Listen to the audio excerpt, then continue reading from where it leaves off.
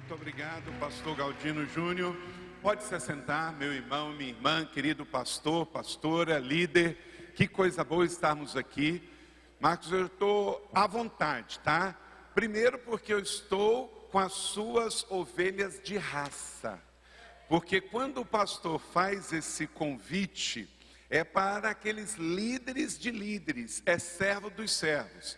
Então ele pegou lá, botou o sinal do Batman lá, que é segunda-feira e todo mundo tem que vir. Aí vem quem? Vem o líder, vem o pastor, vem a ovelha de raça. Não vem qualquer um, não veio qualquer um hoje. Amém ou não amém? Veio aquele que é o líder, que é servo, que entendeu que liderança é sobre bacia e toalha.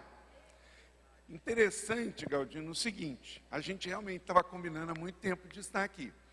Aí agora você está tirando um tempo em Portugal, eu estou tirando um tempo para estudar nos Estados Unidos, eu cheguei sexta e volto segunda, aí deu certo. Olha só, tá vendo? Enquanto que os dois estavam aqui no estado de São Paulo, não bateu durante 6 anos. E aí foi ele para Portugal, eu ir para Tennessee, e aí deu certo. Aleluia, Deus Senhor do tempo. Amém? Eu estou acompanhado também de 2 pastores, discípulos e filhos espirituais da nossa família, pastor Ian Lima, que é pastor executivo ministerial da igreja, está comigo lá, e o pastor Andrei Alves, que é o pastor do discipulado e do nosso instituto de ensino e também atua no colégio. Rapidamente aqui temos pastores e líderes.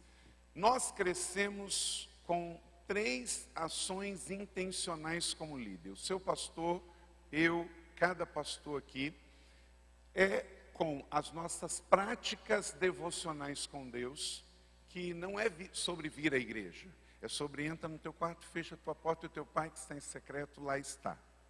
Então, se você não tira tempo para oração, jejum, leitura, devocional, ler a Bíblia, propósito com Deus, propósito não muda Deus, mas muda a gente. Então, a primeira coisa que você tem que rever na sua liderança. Segundo, é ler livros. Você tem que ler livros. Pastores têm que ler livros. Ah, pastor, não gosta de ler. Comece a ler. E vai lendo um capítulo por dia. E se você pega livro de liderança, pega para ler com uma caneta e você vai grifando as partes que são mais importantes. Então, eu vou te indicar aqui para essa segunda dica, leitura de livros sobre liderança. E terceiro é participar de conferências. Ninguém sabe tudo, ninguém tem tudo, todos nós estamos em processo de crescimento. Então, quando o pastor falar que vai ter um curso aqui, você nem pergunta de que é, você já se inscreve. Por quê? É para o seu crescimento. E tudo é para o nosso crescimento. Ninguém nasce sabendo tudo, só os tolos não aprendem uns com os outros, e nós estamos em processo de formação. Então, primeiro, sua vida devocional. Segundo, leitura de livros. E terceiro, participar de treinamentos e conferências. Você vai fazer isso para o resto da vida. Ah, você já fez seu bacharel? Glória a Deus. Você fez seu mestrado? Aleluia. Você está fazendo doutorado? Maravilha. Isso tem prazo para acabar. Agora, essas 3 coisas na vida de um líder, não tem. Para sempre você vai ter o seu momento devocional com Deus. Para sempre você vai estar com o livro. Se você vai para algum lugar, bota um livro na mochila. Ah, eu vou ter que esperar. Você pensa bem, teve gente que falou que ficou na fila ontem. Eu fui votar, a fila estava tão grande, eu voltei e voltei depois. Aí eu só fiquei 15 minutos. Mas se eu tivesse que ficar na fila, eu teria uma mochila com um livro para estar lendo.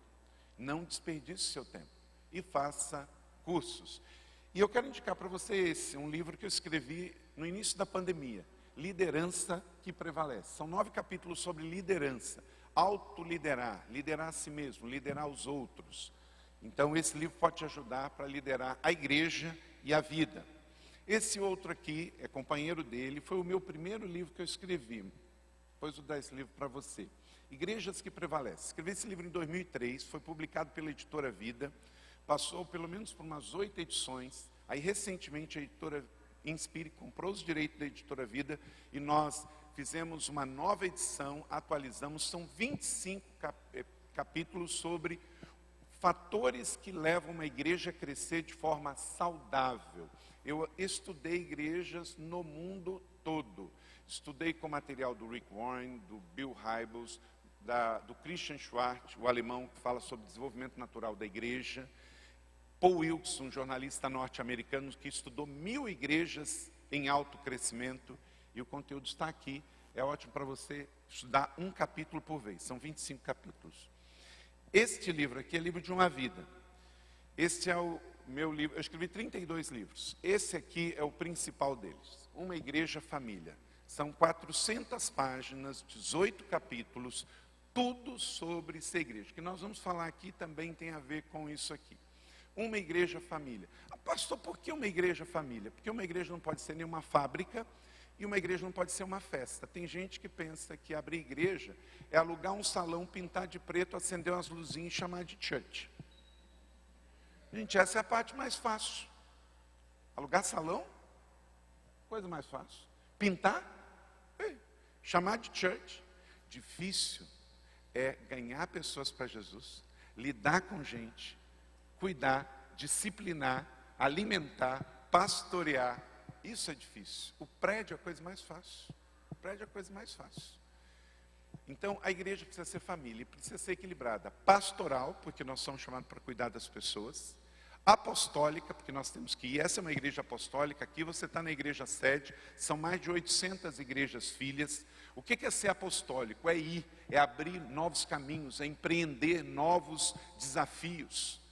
E tem que ser profética. Uma igreja tem que ser profética, porque ela traz do céu para a terra. Então eu queria ensinar para você 3 gestos que a gente faz que mostram uma igreja família saudável. Primeiro é que a igreja é profética. Quando ela é profética, ela traz do céu para a terra. Então faz assim comigo, a igreja profética traz. Por quê? A nossa referência é o céu. Como é que nós aprendemos sobre família? No céu. Como é que nós aprendemos sobre educação de filhos? No céu. Não é do jeito que o mundo está fazendo. O mundo não ensina, o mundo deforma. Então eu vou no céu. Onde eu aprendi a orar? No céu. Fazer jejum é sobre o céu, não é?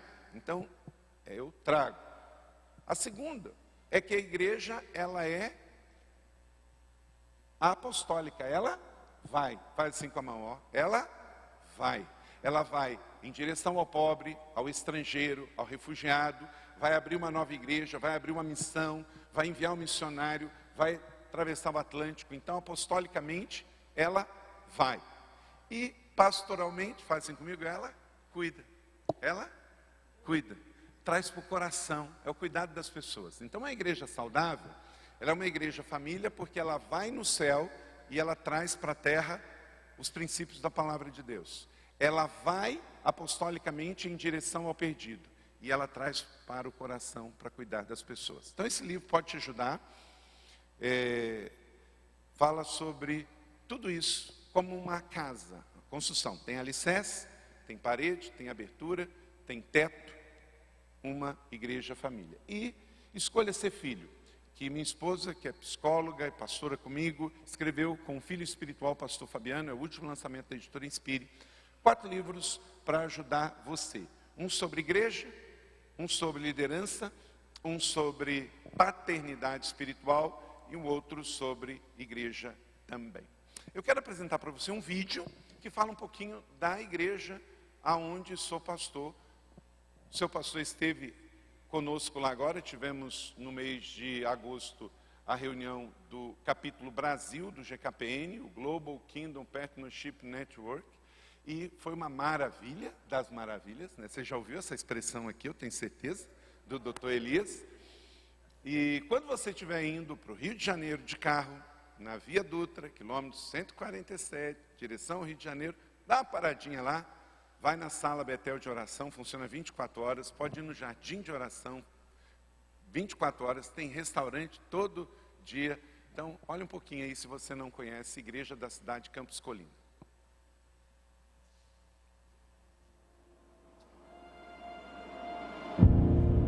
Igreja da Cidade. Uma igreja em muitos lugares. Uma família que reflete a família de Deus.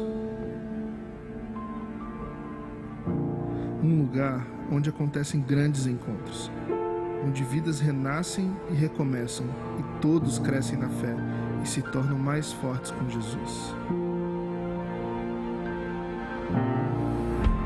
É um lugar que crê e vive a palavra de Deus, em amor, incluindo pessoas na família do céu e trazendo o sobrenatural na terra. É ser dirigido por meio de propósitos, onde pessoas comuns, imperfeitas, mas apaixonadas umas pelas outras, buscam alcançar todas as pessoas para Jesus. Onde pessoas descobrem o real sentido da vida. Uma família fortemente conectada. Uma família para pertencer, de perto ou de longe. Uma família composta por pessoas com consciência do chamado e certos do seu destino profético para servir o reino de Deus na terra. Um lugar de cuidado, onde qualquer um pode crescer em relacionamentos saudáveis. Um lugar onde você, eu, ele e ela, todos pertencem e são acolhidos de maneira igual. Uma casa de envios, porque a igreja não é um local de chegada, mas um ponto de partida. Uma igreja-família biblicamente saudável, profética, apostólica e pastoral. Ter uma igreja é ser grato por fazer parte, ter amigos, irmãos e pais na fé. Igreja da cidade, um lugar de verdade, de pessoas reais, um lugar para transformar e ser transformado, um lugar para crescer, uma família para pertencer. Amém. Bem-vindos.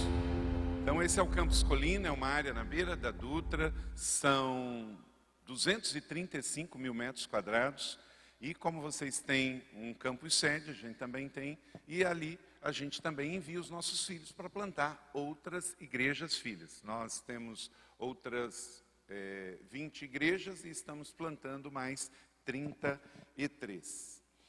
E como que a igreja funciona? Antes de entregar a reflexão que vamos fazer sobre novos líderes para novos tempos, eu queria explicar um pouquinho como é que funciona a estrutura do dia a dia da igreja. Como esse é um momento também de inspiração, é para você ver, não quer dizer que você tem que fazer igual, a ideia aqui é só abrir um pouco o contexto para inspirar você do que o que você está fazendo pode ser feito de uma maneira diferente, maior, não significa igual, que é melhor ou pior, mas significa que nós nunca vamos ter o mesmo resultado sempre fazendo do mesmo jeito. Por isso que a gente aprende com o outro, que não tem que ser igual, mas, de fato, a gente pode aprender sim um com o outro. Essa frase, por exemplo, eu vou começar sobre essa frase. Uma família para pertencer. Por quê? Eu cresci no contexto, eu tenho 52 anos de idade, batizei com 10 anos de idade, passei a vida na primeira adolescência no interior do estado do Rio, e a pergunta sempre era essa: que igreja você frequenta? E a gente falava, a igreja tal. Está errado. A gente não frequenta igreja. Igreja, a gente é parte. Você frequenta supermercado, você frequenta praça. Por quê? Você vai, se você gostou, você volta. Se você não gostou, você não volta. Você vai no supermercado, o preço está ruim, o atendimento está ruim, você vai voltar? Óbvio que não. Agora, a igreja não está legal. Você fica nela. Por quê? Porque ela é sua família. É um lugar para pertencer, não quando você tira vantagem. Eu brinco dizendo assim, quem tem gato em casa aqui? Tem gente que tem gato? Tem um ou outro, tem. Agora, quer ver? Quem tem cachorro? Algum cachorrinho. Está vendo? 10 vezes mais. Desculpa aí, alguns vão falar assim, pô pastor, estava indo tão bem, mas agora já estragou. O gato é o seguinte, quem tem gato sabe. Gato, se você não der comida para ele, o que vai acontecer? Ele vai embora, vai embora. Se você tem um cachorro, se não der comida, você vai ver esse cachorro morrer na sua casa, mas ele não vai embora. Aqui em São Paulo, igual São José, tem morador de rua? Tem. Você já viu um morador de rua com um cachorro? Já. Agora você já viu com um gato? Não. Não tem. Não tem. O cachorro fica até o fim. Mas já o gato não. O Graciliano Ramos escreveu um livro, Vidas Secas. E ele diz lá da baleia. A baleia morreu ao lado dele. Por quê? É fiel. Então deixa eu dizer uma coisa. Você tem que ser um crente cachorro. Você não pode ser um crente gato, tá? Fecho parênteses aqui. Então, é muito importante essa questão de fidelidade. Nós estamos vivendo um momento hoje que é o seguinte: o cara está numa igreja, aí abre uma igreja na frente, a igreja é maior, é mais bonita, é mais confortável, ele muda de igreja. Ou ele está na igreja, o pastor, o senhor é meu amigo, hein? Mora do lado esquerdo do peito, não paga aluguel e nem vai ser despejado. Eu estou com o senhor, estamos juntos, é nós. Até que o dia que o pastor tem que disciplinar. Aí ele pega, vai embora para outro rebanho. E ele não entendeu o que é família. Ele só frequenta a igreja. Ele esqueceu que o pastor tem cajado e vara. Não é? E aí ele pega e vai embora. Comportamento de crente gato. Só está enquanto é conveniente. Por isso hoje tem essa migração de igreja o tempo todo. Agora, quem é fiel e entende que a igreja é sua família, pode estar passando um momento difícil, que vai permanecer. Então, deixa eu dizer uma coisa para você. Lá na sua igreja ou na sua congregação, ensine que a Assembleia de Deus em Santo Amaro é uma família espiritual. Não é um lugar simplesmente, é domingo eu vou na igreja. É Semana Santa eu vou na igreja. É Natal eu vou na igreja. Não, eu pertenço a esse povo. É dia, é noite, eu estou aqui, porque é minha família, então eu não vou trocar ela por uma outra igreja. Eu posso frequentar, eu estou viajando de férias, você vai lá para a praia. Ok, vai lá, visita uma outra igreja. Mas você pertence a esta igreja. Você faz parte desta igreja. Porque é a sua família espiritual. Então diga comigo, igreja não é um lugar para frequentar. É uma família para pertencer. Você cresce, você muda, mas ela continua sendo sua família.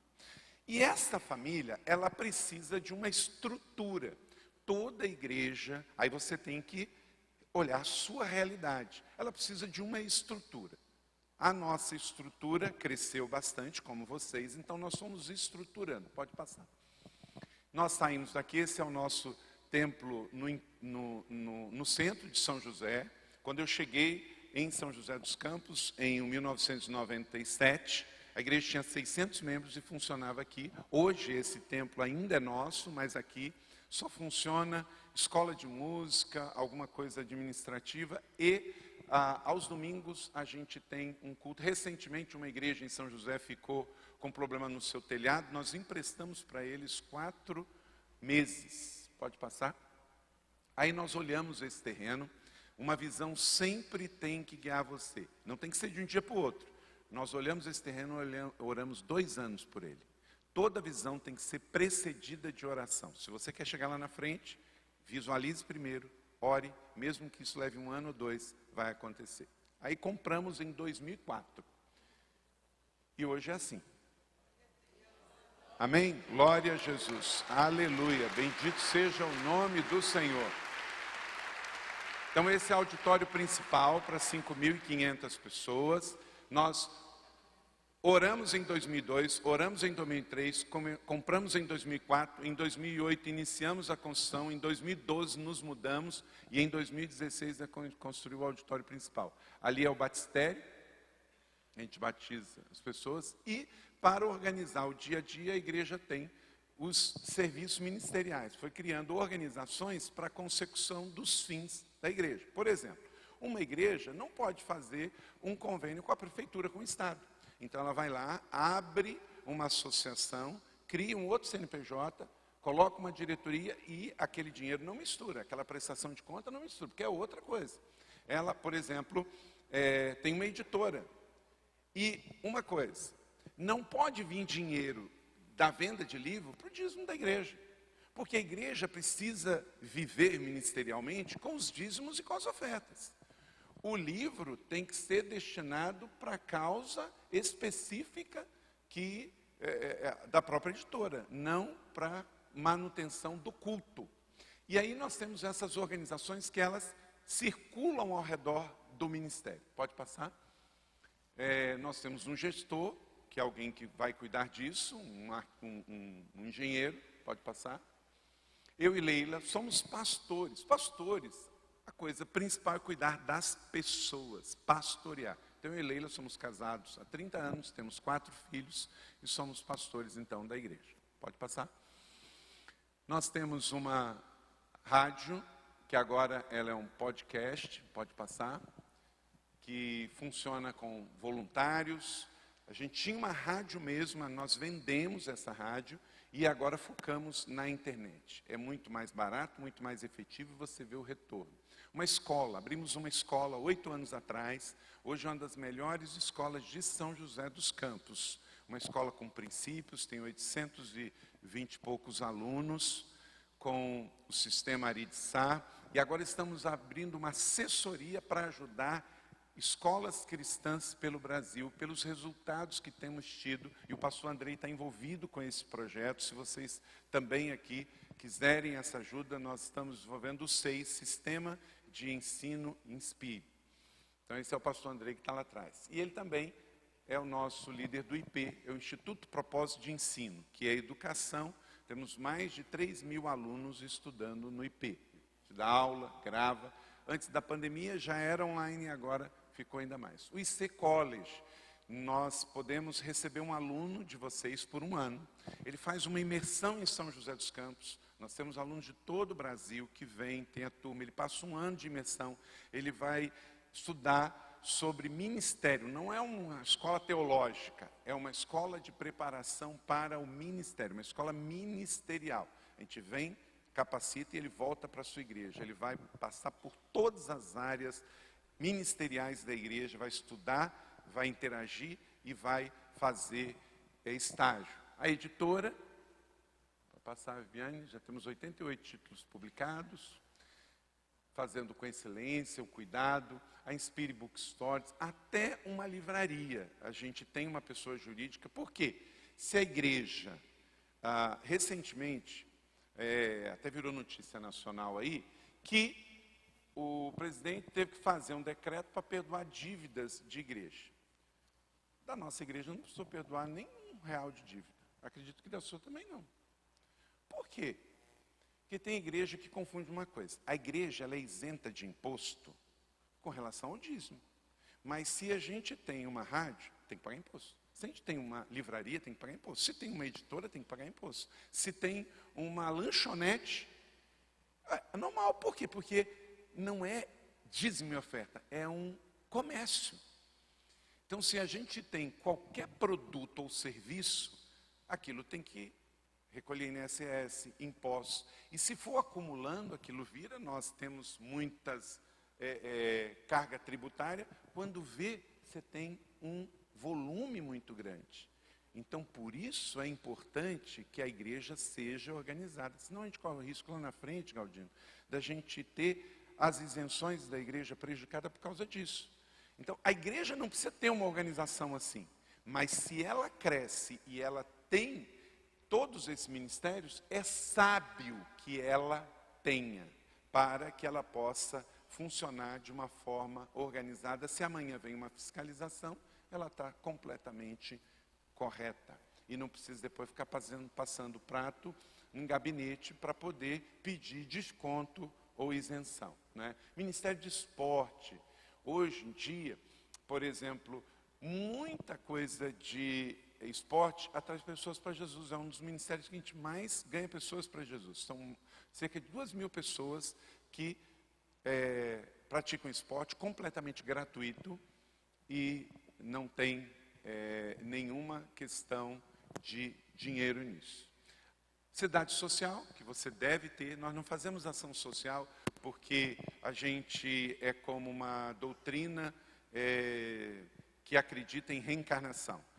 Eu estou vivendo nesse mundo, eu vou morrer, então como eu vou desencarnar, eu preciso estar com a minha conta espiritual abastecida. Não, nós não fazemos aqui para ganhar lá. É que Jesus nos amou primeiro, nós somos abençoados, então a gente não faz ação social porque precisa de reencarnação. É porque o nosso Cristo encarnou para nós. E por isso eu faço ação social por amor. Então toda igreja precisa ter o seu departamento social estruturado. Se ela crescer muito, pode abrir uma ONG, como nós temos, tem supermercado, porque para nós foi mais, entendemos que é muito melhor você levar uma pessoa a fazer uma compra do que só passivamente dar a cesta básica. Porque ela tem que fazer conta, ela tem que fazer prioridades do que ela precisa. Temos uma casa de dependência química, Casa Sol. Esse ali, o Célio, ele era padre. Aí ele se converteu. Fiz o casamento dele, batizei ele. Aí agora ele está se preparando para ser pastor. Né? No frio, a gente tirou uma das nossas igrejas, Galdino, e colocamos pessoas, moradores de rua, para dormir dentro da igreja. Deixa eu dizer uma coisa. Muita gente fica com o discurso de que a ação social e cuidar do pobre é coisa da esquerda ou de uma ideologia política, etc. Não, é a agenda de Jesus. Cuidar do pobre, da viúva, do estrangeiro, do refugiado. E muitas vezes, por nós termos deixado isso, grupos se aproveitam disto para fazer a sua bandeira. E aí lá na frente, você sabe que vem a doutrinação em nome disso. Rede de igreja, rede de espírito de igreja, são mais de 1000 igrejas que a gente não quer que elas sejam nossas. Galdino, a quantidade ao longo da minha vida de pastores que queriam se tornar igreja da cidade. Não. Eu não quero que você mude de placa. Eu quero ajudar você a ser o que Deus chamou para ser. Porque, na verdade, uma igreja saudável, ela não tem que ficar mudando de placa. Ela tem que ter o seu nome, tem que ter a sua estrutura. Mas, gente, no final das contas, não é a placa que vai curar as pessoas, restaurar as pessoas. Na verdade, elas querem ver quantos foram restaurados lá dentro. É aquele rapaz que saiu das drogas e falou assim, ó, aquela igreja me ajudou. Aí os familiares dele vão lá. É aquele que dá o testemunho, meu casamento foi curado lá. Ah, eu quero ir lá. Meu filho estava numa confusão sobre a sexualidade e agora ele está tranquilo, ele entende o que é a sua real sexualidade. Eu quero conhecer essa igreja. O maior cartão de visita de uma igreja são vidas transformadas. Então, essas igrejas que estão conosco, nós não vamos ensinar para elas doutrinas, não vamos ensinar para elas teologia, não vamos falar para elas trocarem nome. O que nós vamos fazer é o que nós temos, material de criança, de adolescente, de jovem, de adulto, de terceira idade, de adoração, de comunhão, pega, ajusta e usa. Missões, como toda igreja faz, a nossa chama Inspire Mission, pode passar. Lá no Nordeste, tem lugares tão pequenininhos, você vê como é que não é apegado a nome. Nós somos uma igreja batista, mas a gente não usa o nome batista na fachada, a gente só usa a igreja da cidade, uma igreja batista da cidade. Mas lá no Nordeste, quando não se trata de cidade, às vezes são vilarejos no interior da Bahia, no interior de Pernambuco. Como é que a gente vai botar a igreja da cidade? Pode passar uma foto. Por exemplo, pode passar, tem aqui. Aqui. É uma igreja? Como é que eu vou chamar a igreja da cidade? O camarada vai falar assim, pastor, eu entendi, igreja da cidade. Mas o senhor podia me mostrar a cidade? Não é? Então lá a gente não chama a igreja da cidade, a gente chama a igreja batista sertaneja, porque fica mais contextualizado, não é? A grande questão não é o nome, e sim a saúde da igreja. Pode passar? Então, batismo no Rio São Francisco, nosso obreiro batizando lá no Velho Chico. Nossa faculdade da cidade, que começamos recentemente, curso de pedagogia, e estamos com outros processos lá no MEC para começar.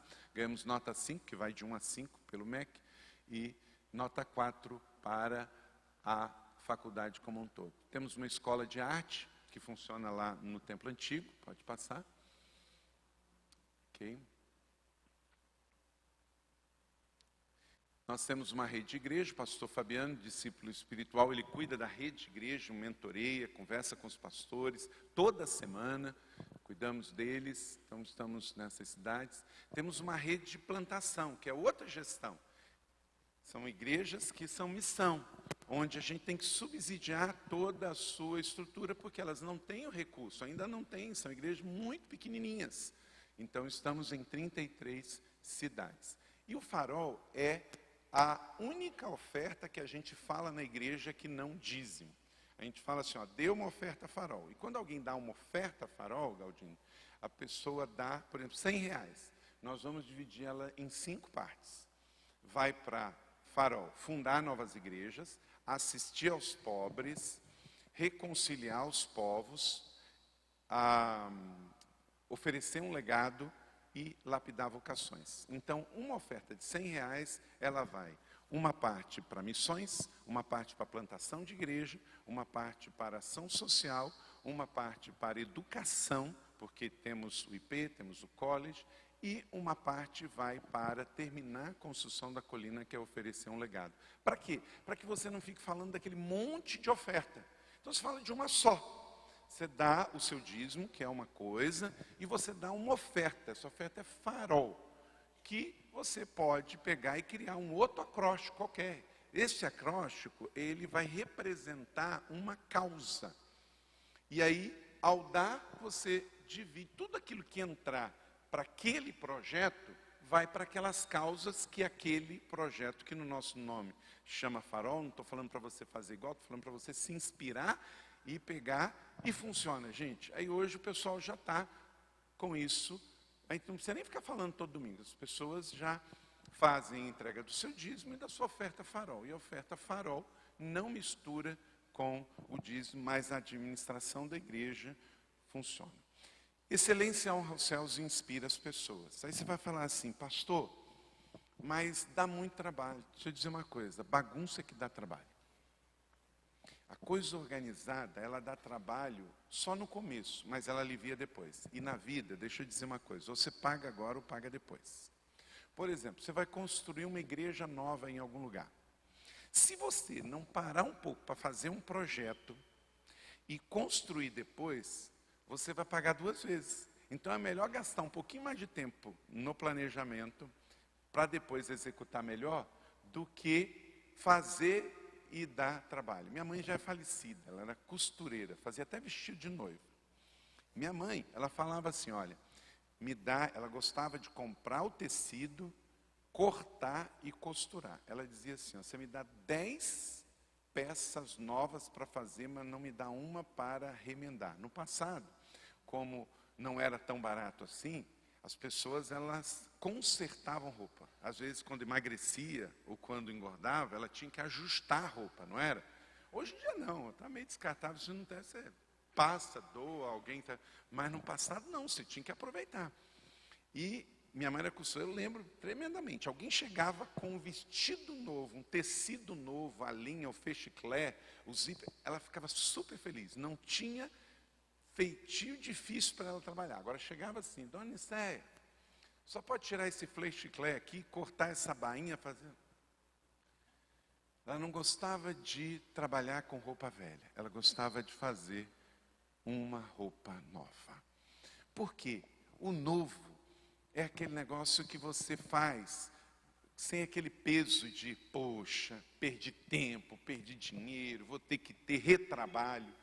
Então, ore mais, planeje mais e depois execute. Isso é bíblico. O Senhor fala, se você vai construir uma casa, você planeje antes, porque senão você pode ficar pela metade e os seus vizinhos vão rir de você.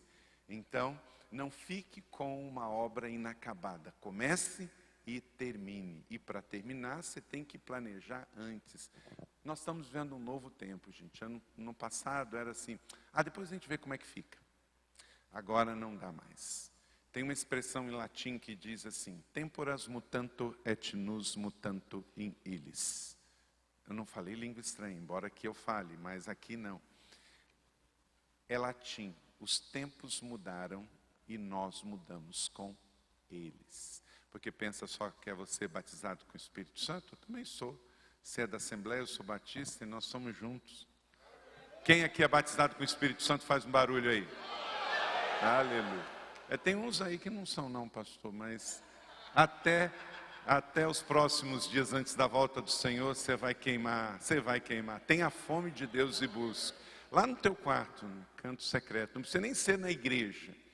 O Espírito Santo quer revelar coisas lindas, quer te dar dons, quer usar a sua vida para sinais, maravilhas. Tudo que tinha na época apostólica da igreja continua valendo. Nós não somos daqueles sensacionalistas que acreditam que lá em Atos parou. Não, Atos 28 foi dado só um ponto parágrafo. Esta igreja aqui é Atos 29, continua e ninguém detém porque é obra santa, aleluia. É igual fogo, morro acima e água, morro abaixo. Ei, aleluia. Vamos lá.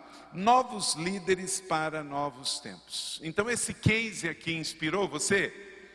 Então você pega, repensa, olha a sua vida, olha a sua igreja, o seu contexto, o seu bairro, lê um livro, pense, share, sonhe, porque Deus quer que você comece onde você está, mas Ele não quer te deixar onde você está.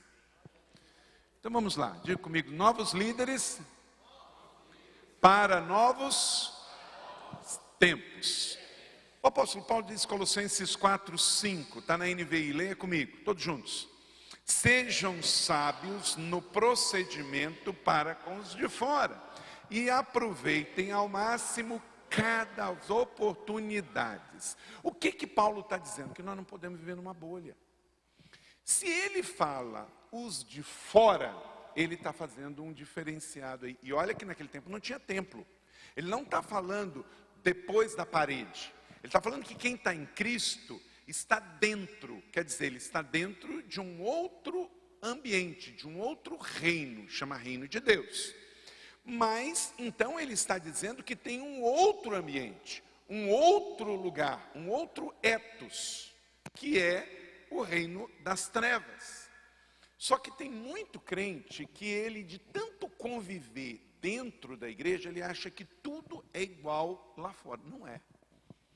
O mundo jaz no maligno e tem uma realidade completamente diferente desse contexto do de dentro. E o apóstolo Paulo, que era apostólico, que era profético, que era pastoral e queria ver a igreja avançando, ele disse, olha igreja, os dias são maus, os tempos estão mudando, então nós temos que ser sábios, nós não podemos ser imprudentes. Às vezes eu fico vendo umas atitudes pela internet, que o tempo da internet é uma bênção, mas às vezes a gente passa muita raiva. Eu vejo às vezes a gente desnecessariamente pautando aqueles que querem criticar os evangelhos. Por exemplo, nós estamos num ambiente público, seja uma prefeitura, um palácio de governo, sei lá, o que for, qualquer lugar público, e que não precisa ser nem da política. E nós vamos lá para orar, A pergunta é, para que as pessoas ficam com um celular filmando um ambiente de 5 pessoas orando? Será que Deus precisa olhar no celular? Para que a gente ore? Aí, aquele irmãozinho, naquela hora lá, naquele ambiente de oração, que às vezes é um ambiente público, que vai gerar polêmicas, vai ser usado para distorcer na prefeitura, no estado, lá no Palácio do Planalto. Aí pegam uma coisa, corta, fora de contexto, e aí fica aí, dando matéria-prima para que os de fora critiquem os de dentro. Por exemplo, gente, eu acabei de falar aqui sobre falar línguas espirituais. Um não crente vai entender o que é esse contexto. Nós estamos ali no ambiente orando. Não vai entender. E é desnecessário. A gente não precisa filmar tudo. Parece uma dependência química. Tudo tem que pegar o celular para filmar. Tudo tem que botar no Instagram. Paulo diz aos Coríntios que tudo deve ser feito para a glória de Deus, com bom senso, com sabedoria, com discernimento. Então, nem tudo que os outros fazem a gente tem que fazer. E se nós fomos lá para orar, a gente não foi lá para filmar, a gente foi para orar. Então ora, unja, faz o que tem que fazer e vai embora. Mas não seja tolo de dar uma matéria-prima para que pessoas venham criticar o que está sendo feito em nome do Senhor. Então eu vou colocar aqui algumas situações desafiadoras. Eu não estou dizendo que eu e você concordamos com isso. Eu estou dizendo para você que essa é a realidade do mundo que está aí fora. E eu e você somos igrejas que temos que, com testemunho, com sabedoria, com oração, com amor, trabalhar para mudar essa situação. Mas eu não posso simplesmente, como líder, achar que isso não está acontecendo, que isso não existe. Porque se eu fechar os olhos, não vou mudar essa realidade. Eu tenho que saber que ela existe e eu tenho que testemunhar e trabalhar, a começar da minha família, da minha vida, para mudar essa realidade. Então, tempo pós-pandemia, 2022, realidade aqui da Zona Sul de São Paulo, na sua cidade, qual é o desafio que nós temos? Vamos lá, alguns deles. Primeiro, agenda LGBT, é uma realidade. Eu não estou dizendo que nós concordamos, que a gente, mas eu não posso dizer que não existe. E eu não posso dizer que não são pessoas. São pessoas. São pessoas. Adolescentes, jovens, adultos. E eles estão nesse movimento. E nós queremos alcançar para Jesus. E nós temos que amar. Você não vai ganhar ninguém que você odeia. Você não vai ganhar ninguém que você despreza. Que quando ele vem na igreja, você só bate. Aí ele vai embora, não vai ganhar ele para Jesus, e o diabo pode cantar ele, seduzir, e aí levar ele no momento em que ele ainda esteja confuso sobre questões da vida. Outros desafios. Nova estrutura e conceito familiar. Para o Galdino, para mim, conceito familiar é judaico-cristão. É um homem casando com uma mulher e tendo filho. É ou não é? Para você também? Agora a pergunta, este é o único conceito no mundo?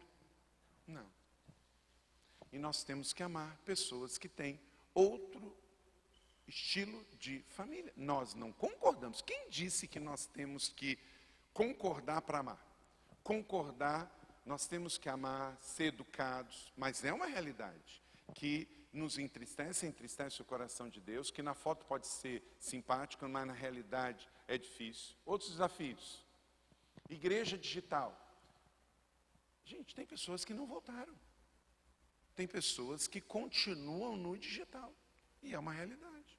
O mundo digital é uma realidade. E nós não podemos simplesmente, quem quiser tem que vir no presencial e pronto. Não, é uma realidade. E nós vamos precisar nos mover em direção a isso, investir financeiramente, para que pessoas sejam alcançadas pela internet. Eu não posso deixar a internet só com pornografia, com terrorismo, com venda de remédio que fala que você com 2 pílulas vai emagrecer. É mentira, não é? Não funciona assim, não é, Galdino? Se não fosse assim, o Galdino não tinha entrado na faca, ele tomava os 3 comprimidos, né? Vamos lá. Quais são os outros desafios? Mídia nociva e tendenciosa ao público infantil.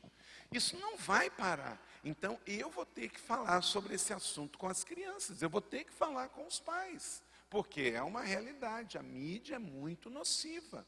Pode passar. Sexualização precoce e banalização da pedofilia. Daqui a pouco tem gente já dizendo que não é mais crime, que não é mais errado. Então, nós temos que conversar com as nossas crianças. Vai ter que colocar na frente de você os seus filhos, explicar para eles sobre a importância deles cuidarem do corpo deles, de se alguém tocou no corpo deles, tem que ser denunciado, tem que falar para o pai, tem que falar para a mãe, tem que conversar. Vocês que dão aula para as crianças, vocês têm que observar as crianças, conversar com as crianças. Então é em casa, com os filhos, na igreja, na escola, porque nós não podemos simplesmente aceitar, mas também não conversar fingindo que não existe o problema, não vai resolver os problemas para as crianças. Pode passar? Relacionamentos afetivos descartáveis. As pessoas estão trocando pessoas e guardando coisas. Então é um desafio tremendo. As pessoas estão cada vez mais deprimidas porque se sentem usadas e nós temos que falar sobre isso, ensinar sobre isso. Não podemos negligenciar esse assunto. Desigualdade social. Essa é uma foto icônica aqui no Morumbi, não é? Então nós sabemos que estamos com um corte na região de Heliópolis, né? Paraisópolis. E o Morumbi.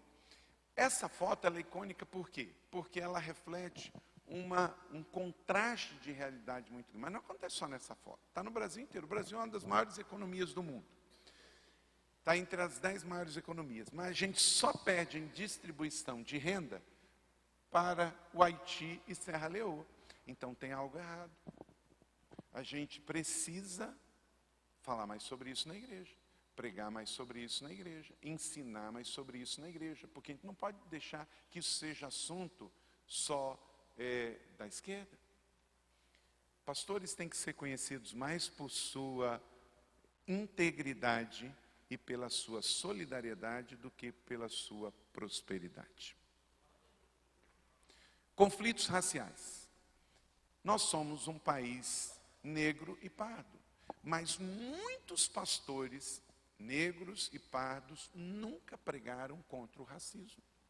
Essa não é uma pauta da esquerda, é uma pauta de todos nós, porque racismo é pecado e é crime. Eu preguei um sermão contra o racismo na nossa igreja há uns 2 anos atrás, que até hoje é o meu sermão mais visto no canal da igreja. Todos contra o racismo. Então, pastor, não tenha vergonha, pastora, de falar sobre isso, de ensinar sobre isso. Porque isso não é uma coisa política, isso é uma coisa que fere o coração de Deus. Deus criou todos com uma só raça, a raça humana. E essa raça humana pode ser amarela, pode ser índia, pode ser branca, pode ser negra, não importa. Mas nós temos que falar sobre isso. Aqui na frente, quando a gente coloca, quem tem que colocar tem que ser intencional. Tem que ter pessoas de todas as cores, de todas as idades. Eu fiquei sabendo no tempo que tem uma igreja que para estar na frente não pode ser gordinho. Não pode ser gordinho. A calça tem que ser rasgada. Gente, isso é segregação. Isso é segregação. Não vou falar não, né? Entende? Então, nós temos que dar o exemplo. Somos ou não somos uma igreja família? E uma igreja família é a igreja de todos. Também, olha quanto desafio. Isso tudo é ou não é desafio, gente, para a igreja? Os tempos mudaram, é pauta da igreja. Temos que pregar sobre isso, falar sobre gente que está consumindo compulsivamente. Porque antigamente você tinha que sair e ia no shopping. Agora não, é num toque, no celular. E compra. E tem gente muito doente, que ele está em casa com depressão, aí ele pensa que comprar vai curar. Não vai. Tem gente que compra o que não gosta, compra o que não precisa, para agradar quem não gosta, para pagar com dinheiro que não tem. Isso é loucura, não é? Mas compra por compulsão. A realidade das drogas, cada vez mais forte, legal ou não legal, é uma realidade. Temos que ensinar, temos que falar, cuidar. Os desigrejados, está virando uma pandemia. Eu, com 52 anos de idade, eu cresci no meio que tinha muitos católicos. E eu encontrava pessoas católicas que eles falavam assim, eu sou católico praticante. E encontrava uns outros que falavam assim, não, eu não sou praticante. Mas eu não encontrava católico amargo, ressentido, falando mal do padre, falando mal do Papa, falando mal de Maria. Ele só dizia assim, ó, eu sou praticante, eu não sou praticante. Então, o evangélico desigrejado devia ser assim, ó, eu não vou na igreja. Pronto, eu não tem que ficar culpando ninguém, não tem que falar mal do... Não, o evangélico desigrejado está pior do que o católico.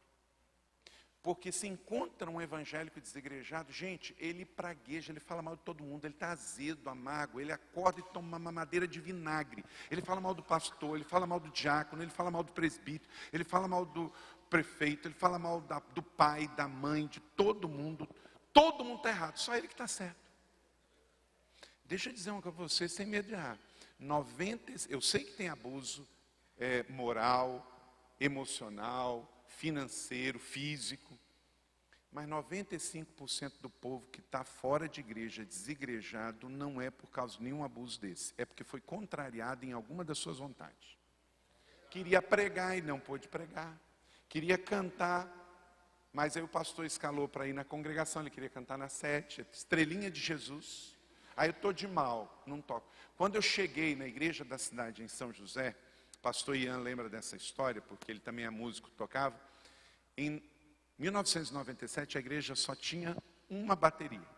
Só que a igreja, ela não tinha bateria. A bateria era do baterista, né?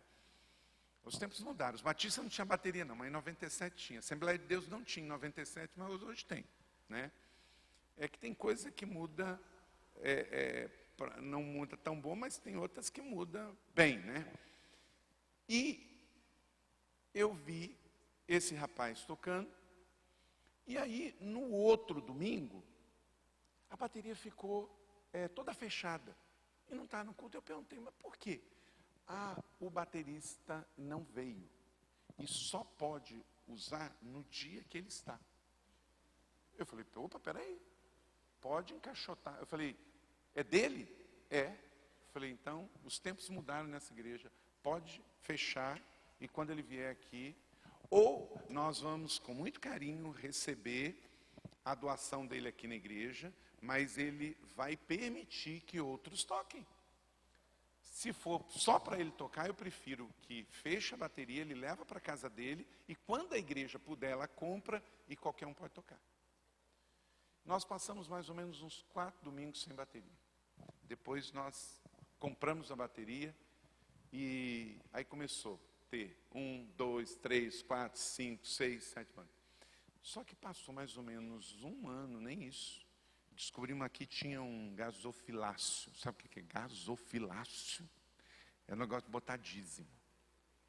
Esse baterista, ele vinha para a igreja, ficava lá à tarde, e ele ficava pescando os dízimos que ficava lá entre um dia ou outro da tesouraria, recolher o dízimo. Ele foi pego com a mão na massa. Então, às vezes, nós temos isso, pessoas que não entendem sobre a bacia e a toalha. Eu acredito que, se nós não ensinarmos que os artistas da igreja são servos, a gente vai viver tendo problema nessa área, que o famoso cantor do céu, que queria ser igual a Deus, que foi expulso do céu, o querubim caído, continue se manifestando na vida de músicos, de artistas dentro da igreja. Não somos donos de nada, estamos aqui para servir. A maioria de pessoas que saíram de igreja, saíram com um coração, porque sentia humano, ressentia que é o problema. Então, muito do desigrejado é isso. Por exemplo, a quantidade de pastor sem igreja, gente. Que negócio é esse? Pastor tem que ter rebanho, tem que ter igreja. Se ele está sem igreja, é porque aconteceu alguma contrariedade. Então, nós estamos com uma infecção maior do que Covid nessa área, gente. Gente que está doente, adoecendo o outro e gerando muitos mau testemunho. E a mídia ama. Eu estava vendo num portal de notícia, tem um site pornográfico aí, que as pessoas pegam e colocam fotos e coisas lá. Aí estava assim, não sei se foi G1 ou se foi o UOL.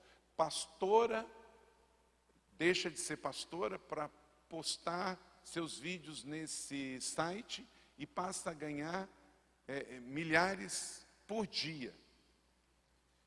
Para que a mídia... que eu quero saber disso?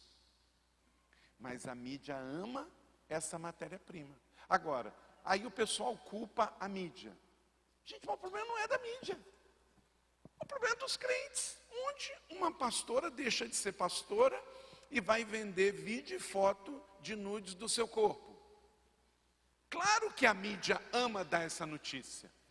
Enquanto tiver essa matéria-prima podre, ela vai colocar, porque está a serviço do inimigo. Mas não adianta a gente bater na mídia e dizer, a mídia não presta, a mídia é isso, a mídia é aquilo. A gente tem que começar a dizer, igreja se arrepende, igreja muda de vida, pastores mudem de vida. Vamos botar a roupa de saco, vamos botar a boca no pó, talvez assim ainda haja esperança. Precisa vir, gente, uma unção de arrependimento sobre os púlpitos, sobre as igrejas, sobre os pastores, na Assembleia, na Batista, na Metodista, em tudo quanto é lugar, porque o problema não é do mundo, o problema não é da mídia, o problema é da igreja. O mundo só divulga um escândalo quando o escândalo acontece. E aí tem gente que quer colocar a culpa no mundo. Não, nós temos que dar, como diz o gaúcho, uma tunda de laço, é nos crentes fajutas. Mau testemunho. Nós não trouxemos Jesus de volta à terra por causa do mau testemunho da igreja. Porque a gente prega, vem um e desprega, prega, vem um e desprega, prega, vem um e desprega. Com mau testemunho. Outras pautas. Bíblias e heresias. Nós temos que voltar a pregar o básico. Tem gente que não acredita mais na soberania de Cristo, não acredita mais na Trindade, não acredita mais na Bíblia como palavra de Deus, ela está desatualizada. Nos dias de hoje, assuntos que já tinham se resolvido no século IV, com os concílios da igreja, pode passar. Politização política, fuja desses extremos. Querido, todo ativista é meio cego. Pode ser de direita e de esquerda, porque não tem diálogo, não tem conversa. Se discorda um pouquinho, eu sou uma pessoa mais de direita, mais de centro e de direita. Mas, se eu discordo da minha esposa, por que eu não posso discordar de um político? Se eu discordo de um irmão da minha igreja, por que eu não posso discordar de um não crente? Mas discordou, quando você idolatra uma pessoa, você vira comunista. Calma, peraí, não é assim. Fé demais não cheira bem, gente. Então, dentro do nosso arraial, a gente precisa colocar limites. Limites nos protegem. Examinar tudo, retende que é bom. É igual comer peixe. Você come a carne e joga a espinha fora. Mas não dá para pegar no pacote e colocar, fechado com. Não dá. Temos que orar, temos que avaliar, temos que... A única coisa que Deus não quer é que você seja uma mau testemunho para o Evangelho. Nós temos que ter sabedoria e discernimento. Então fuja dessa seara, vamos cuidar da igreja de Deus. Vamos cuidar da igreja de Jesus. Senão você vai colher algo que não é da nossa seara. O negócio da igreja é voltar para a oração, para a fé, para a esperança, para o amor, para plantar a igreja. Esse é o nosso trabalho. Nenhum político vai vir fazer o trabalho dessa igreja. Então, vamos focar e fazer a obra desta igreja. Fuja dessa polarização, essa guerra não é sua. Eu tenho 52 anos, sempre me manifestei em mídias sociais. Mas, nesse tempo para cá, eu preferi não. Por causa do momento. Amanhã, não sei, pode ser diferente, mas... eu estou orando mesmo, porque eu estou crendo que o Brasil precisa de uma intervenção do céu. Mas eu sou pastor de todos. E eu preciso ganhar todos para Jesus. O que adianta eu ser um pastor e só falar para a minha igreja? Eu quero ganhar pessoas da comunidade para Jesus. Então, talvez a sabedoria é orar mais e falar menos. Até por isso que a gente tem uma boca e 2 ouvidos, né? Dilema das redes, depressão e suicídio, está uma convulsão sobre isso. Cristofobia, o mundo em guerra, situação da Ucrânia, da Rússia e se estendendo por outros lugares do mundo, preconceito contra a igreja e contra a fé, essa situação política está aumentando isso de uma maneira muito terrível. E dilema da bioética. Quanta coisa transgênica na alimentação, na questão de parto. E nós temos que ensinar o nosso povo que não pode ser assim, eu faço qualquer coisa para ter um filho. Não. A paternidade, a maternidade é uma bênção, mas a gente tem que saber que tem um limite para chegar. Tem limites da bioética sobre a gente chegar sobre isso. Se endividar, tem gente hipotecando a casa para pagar um tratamento e não sabe se esse tratamento vai dar certo. E aí amanhã não dá, fica sem a casa e fica com uma frustração. Então não é gerenciar e sair transformando pedra em pão. Tem que saber qual é a vontade do Senhor. Talvez Deus não quer que você tenha um filho biológico, mas quer que você adote uma criança carente. A adoção é algo muito do coração de Deus. E às vezes a gente paga milhões para gerenciar uma coisa que não é bem a vontade de Deus. Eu não sei qual é o seu caso, mas tudo isso, gente, são questões que estão batendo a porta da Assembleia de Deus aqui em Santo Amaro, da Igreja da Cidade em São José, e nós não podemos nos fechar numa bolha dizendo que isso não acontece. Nós temos que estudar sobre tudo isso, nós temos que orar sobre tudo isso, nós temos que conversar sobre tudo isso, e como grupo, como igreja, nós não podemos ter tabus, nós precisamos ler sobre isso, nos conscientizar sobre isso. Isso não é coisa de partido de direita, de esquerda, tudo isso é a realidade de pessoas. E se é a realidade de pessoas, é a realidade da igreja do Senhor Jesus. Nós não podemos ser necios e ignorantes. Eu não sei as respostas para isso, eu não sei. Mas uma coisa eu sei, o meu Deus sabe. E eu vou conversar com Ele. E eu vou pedir a Ele sabedoria e discernimento. Eu vou cuidar das pessoas que eu sou pastor. Você é pastor, você tem que cuidar das pessoas. E as pessoas carregam todas essas questões. E nós não podemos fugir dela. Nós temos que continuar cuidando das pessoas. Jesus é o nosso soberano. Ele está no governo de tudo. Então mova-se por fé e não por medo. Amém? Mova-se por fé e não por medo. 2 Coríntios capítulo 2, 14 diz assim, leia comigo. Mas graças a Deus que sempre nos conduz vitoriosamente em Cristo e por nosso intermédio exala em todo lugar a fragrância do seu conhecimento. Então nós não temos uma fé triunfalista, nós temos uma fé vitoriosa, é diferente. Deixa eu dizer para vocês, você sabe por que tem muitas pessoas que mergulharam de cabeça na política? Porque elas têm uma leitura da Bíblia diferente. A tradição batista, Assembleia de Deus, com relação à escatologia, gente, é que Jesus volta nos ares, arrebata a igreja e depois esse mundo vai ser destruído. Mas tem uma teologia ufanista, triunfalista, que a igreja não sobe, é Jesus que desce. E Ele vai fazer um novo céu e uma nova terra aqui, e a igreja vai tomar o poder e vai liderar aqui. E por isso estão tão apegados em tomar o poder na política. Gente, isso é uma coisa... Só que é o seguinte, isso não é pregado dessa forma que eu estou falando, porque senão assusta o povo. Mas é isso que está na cabeça de muita gente. Não é a igreja que sobe mais, é a igreja que desce, é Jesus que desce e a gente vai tomar o poder. É uma distorção daquele ensino dos 7 montes.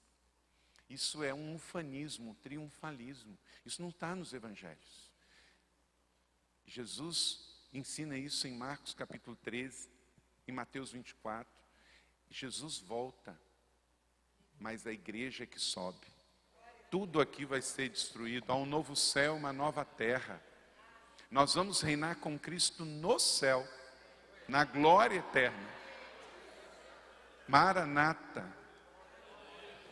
Ora vem, Senhor Jesus. Esse tipo de pregação está fugindo dos nossos púlpitos, está acabando nas nossas canções. Por quê? Porque há uma teologia ufanista de que a glória é aqui. E muitos crentes estão indo, porque o discurso é bonito. Mas é o caminho estreito, lá na frente vai dar ruim. Eu prefiro continuar com a velha doutrina. Em meio a um tempo como esse, 2 coisas não podem sair do seu coração, obreiro. Primeiro, é que a palavra permanecerá. Aconteça o que acontecer, lá na sua igreja, você tem que guardar isso na sua cabeça. Tá, Paulo? Diga comigo, a palavra permanecerá. Disse Jesus, Lucas 21, 33, todos juntos: os céus e a terra passarão, mas as minhas palavras jamais passarão. Governos se levantam e caem, sistemas se levantam e caem, mas a palavra do Senhor permanece. Há mais de 2000 anos o Evangelho de Jesus é boa notícia ao povo. E a outra verdade é que a igreja permanecerá. Disse Jesus: eu estabelecerei a minha igreja, as portas do inferno não prevalecerão. Amém? Então, o que você faz de forma prática tendo essas duas verdades cravadas no seu coração? Você não tem medo, você vive um dia de cada vez. Você entende que Jesus está no controle. Às vezes tem crente que fica apavorado. Gente, Jesus já viu primeiro. Tem 2000 anos de história, a igreja passou por momentos muito piores. Você não é advogado da igreja não, você é testemunho da igreja. Não, eu tenho que defender a igreja. Gente, se Jesus dependesse de mim para defender a igreja estava mal, estava na chuva. Mas ele disse: eu estabelecerei a minha igreja, e as portas do inferno não vão prevalecer. Nós pegamos nessa palavra e vamos em fé. Porque, como acabamos de cantar, não são as circunstâncias que dirigem a nossa vida, mas é a nossa fé. Não é o que o mundo diz, mas é o que Deus diz. Então, de forma prática, ame genuinamente as pessoas.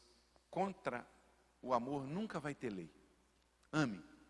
2, tire todo o proveito da oportunidade do mundo digital. E 3, sirva às necessidades sociais da sua comunidade. São 3 verdades absolutas nesse novo tempo, que se você fizer, a sua igreja vai continuar atraindo as pessoas. Ame as pessoas, tire proveito da mídia de forma positiva e sirva as pessoas. Haja o que houver, aconteça o que acontecer, a igreja vai ser a esperança do mundo. Então, novos líderes para novos tempos têm que agir com uma fé renovada a cada dia, porque nós não temos uma fé que envelhece. A palavra é antiga, mas a fé é nova, é entregar pães frescos a cada dia. Nós somos Belém, casa de pão, entregar todos os dias. Você não precisa ser Assembleia de Deus Belém, passa a ser o lugar Belém, né? Aqui é a Assembleia de Deus Santo Amaro, mas Santo Amaro é casa de pão. Amém? Deus abençoe a Assembleia de Deus Belém, só estou falando aqui. A fé não envelhece, ela é nova, ela se renova. Quando alguém falar que você é tradicional, você diga: olha, a tradição é a fé viva dos que já morreram. Não tem nenhum problema. É a fé viva dos que morreram, meus pais, meus avós. Agora, o tradicionalismo é o problema.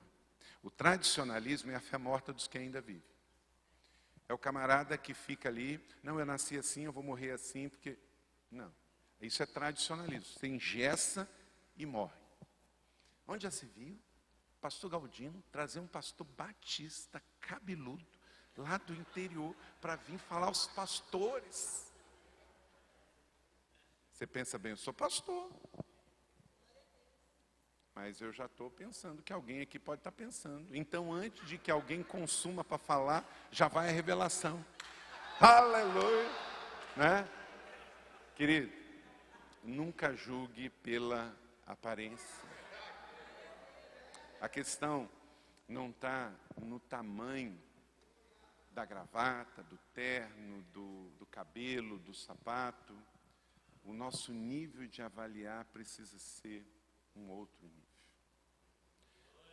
Nós precisamos o tempo todo, e nós temos que entender o seguinte: daqui para frente, é interessante.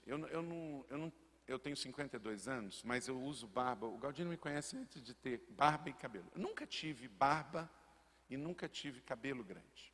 Mas aí veio pandemia e ficou. E aí, meus filhos, o jovem, falou assim: pai, nossa, ficou diferente, ficou legal. E só quem, de vez em quando, dá uma piadinha, uma criticada, é pastor velho. Aí eu falei assim: peraí, eu estou aqui para ganhar quem? É jovem para Jesus ou pastor velho que não gosta disso? Deixa eu dizer uma coisa: eu não sei o segredo do sucesso, mas a do fracasso é tentar agradar todas as pessoas. Eu já me converti cedo. Então, eu não tenho tatuagem, eu nunca usei drogas, eu nunca usei álcool, eu nunca fumei, eu nunca cheirei, eu casei virgem, eu nunca adulterei, eu tenho uma vida que é aquela, quando eu vejo assim, uns testemunhos de 30 semanas, eu falo assim, não vou nem dar o meu testemunho, porque o camarada fala aquela monte de coisa, né? Eu sou ex isso, ex aquilo outro, eu falei, eu vou ficar quieto, porque eu fui criado na igreja, né? Então, eu não tenho essas coisas todas. Aí, já fico lá, cabelo cortadinho, camisa para dentro da calça, tudo certinho. Então, aí aconteceu de o cabelo crescer, a barba crescer, a juventude está achando legal. Vamos lá, não estou pecando, não estou... E a minha esposa gosta. Pronto, aí fechou. Aí, aleluia, não é? Então, às vezes, gente, a gente está assim, naquele negócio, né? Procure saber o que as pessoas que você quer ganhar para Jesus pensam sobre a igreja. Pensam sobre o pastor. Não é que você vai viver em função delas, mas às vezes você está deixando de fazer alguma coisa que construa uma ponte com elas. Às vezes, uma menina chega na igreja com o cabelo pintado de rosa, ou de verde, e a pessoa fala, nossa, mas roxo? Rosa? Minhas irmãs, deixa eu perguntar uma coisa aqui. Quantas tem mais de 40 anos aqui e pintam o cabelo? Não levanta a mão, não. Agora, a questão é a seguinte. A maioria que é loura, pinta de loura. A maioria que é preto, pinta de preto. E ninguém fala nada. Gente, é gosto. Se o camarada gosta de pintar de outra cor, mas ele não está pecando, não está dando mau testemunho. E eu não gosto. Mas tem tanta coisa na vida que eu não gosto, não é? Às vezes, meus irmãos, uma fé prática incomoda a vida de quem não tem fé prática. É igual aquele camarada que é generoso para ofertar. Tem gente na igreja que ama o momento ofertório, tem gente que detesta. Mas quem gosta é quem gosta de ofertar. Quem não gosta é o avarento, que tem caranguejo no bolso. Aí fala no momento da oferta, ele está feliz. Quando fala no momento do louvor, ele está triste, porque ele gosta do louvor tradicional, mas na hora que o pessoal levanta a mão, já acabou para ele. Tem gente que gosta de fé na Bíblia, não fé na vida. Quando alguém fala assim, senta aí que você está doente, eu vou te orar e te ungir, a pessoa já se incomoda. Então, a fé conceitual, ela incomoda quem tem a fé prática. A paternidade bem resolvida incomoda o órfão. Na minha igreja, os meus filhos ali, eles têm maior tranquilidade, chegam ali, pai. Aí, de vez em quando, chega alguém e fala assim, nossa, mas por que te chamam de pai? Mas peraí, não é ele que está chamando? Por que você se incomoda? Se eu sou o pai dele e não sou o seu, qual o problema? Mas porque é órfão. Porque o camarada, ele não consegue nem orar a Deus assim, Deus, papai, Abba, paizinho, ele só chama assim, Senhor, entramos na tua augusta e gloriosa presença e genuflexos estamos aos teus pés. Aí ele vê alguém de forma espontânea a falar assim, papaizinho, está doendo aqui, o Senhor vem e me abraça. Mas por quê? Porque ele é tão órfão que ele não consegue nem chamar Deus de pai. Aí quando ele vê um discípulo que foi discipulado, que é amado, que é querido, e olha para o seu pastor e chama de pai, isso fere a orfandade dele. Então, via de regra é isso. O adorador espontâneo, ele não se importa se você é tradicional e não levanta a mão. Mas o tradicional, que se incomoda com o adorador, tem que entender que o problema está com você, não está com ele. Porque ele quer ser espontâneo. Aleluia. Não importa o que vão pensar de mim, eu quero é Deus. Aleluia. Então, essa regra serve para tudo. Fé conceitual incomoda quem aplica fé e fé ativa. Crê em sinais, maravilhas, milagre, ora por enfermo. Jesus estava lá em Betsaida, curou um cego e virou e falou assim: está vendo? O que o cego de Betsaida falou para ele? Estou vendo os homens como árvores. Aí o que fez Jesus? Orou de novo. Meu irmão, se Jesus orou 2 vezes para o mesmo doente, como é que ele não pode orar 5 vezes, 10 vezes? Não é? Aleluia! E aí o outro fica incomodado. Nossa, mas por que está orando tanto? Ah, você pegou, não pegou? Então, que Assembleia de Deus, aqui em Santo Amaro, queridos, vocês têm mais de 20 mil membros nessa família. Não queira achar que todo mundo vai ser igual. O que é tudo igual é seita. Vocês não são seita. Vocês são uma igreja viva, uma igreja linda, uma igreja que se multiplica. E à medida em que ela cresce, ela vai ter pessoas que pensam diferente, que têm gosto diferente. Olha, eu moro lá em São José dos Campos, estou 1 hora do aeroporto. Tem hora que eu vou para o aeroporto. Conforme a pessoa que se oferece para ir para mim, eu prefiro ir de ônibus. Porque o camarada é muito chato. Eu não vou aguentar ficar 1 hora com o carro com ele. E a Bíblia não manda eu gostar de chato. A Bíblia manda eu amar. Então, eu sei que tem islâmico xiita, mas tem muito crente chato. Então, eu não tenho que gostar do gosto de todo mundo. Eu tenho que amar todo mundo. Aí, às vezes, a gente acha que uma igreja com 1.000 membros, 2.000 membros ou 20 mil membros, todo mundo tem que ser igual. Tem gente que vai gostar de adorar de um jeito e outro vai adorar de outro, mas tem que ser em espírito e em verdade. Um vai se expressar em dar uma oferta de um jeito, o outro do outro. Um vai se expressar de uma forma de cantar de um jeito ou de outro. Mas nós não vamos julgar, nós vamos celebrar, só não podemos pecar. Então a questão não é se você gosta do preto ou se você gosta do vermelho. A questão é se a sua roupa é decente. Quando você for comprar roupa, você tem que saber, essa roupa está adorando ao Senhor? Porque assim, tem calças aí no púlpito de pregadores que dá licença, né? Porque aí não é uma questão de estilo, gente. É uma questão de ética, de respeito, de bom senso. Pastor de calça apertada no púlpito é um problema.